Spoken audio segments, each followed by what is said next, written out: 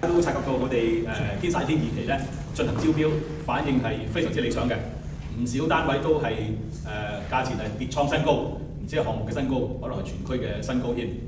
所以我哋今日咧公佈咧二期第一張價單118伙，包括咧100伙一房、18伙兩房。呢118伙嘅折實均價係25280嘅價錢咧，我會形容係核心收藏價。大家知道咧，呢個項目咧都有好多獨特嘅條件嘅。我相信咧會有唔少嘅人士咧會購入咧係作為收藏嘅用途。咁喺呢118伙裏邊咧，我哋入場嘅單位咧係位處喺第一座，係一個5樓嘅 B1 室嘅單位，單位面積咧都係301平方尺嘅，單位個折實尺價21,712蚊。而樓價方面，折實咗嘅樓價係6535300蚊呢個約數啦。我哋咧係由明天開始係可以咧就係招待咧係公眾人士去預約參觀我哋嘅現樓示範單位嘅。我哋係由本星期5開始就進行收費嘅。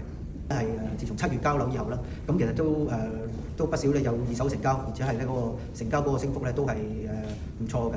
而再睇翻咧我哋嗰個招標嘅單位咧，就個成交咧，如果同一期比較咧，都係有一個唔錯嘅幅度嘅升幅嘅。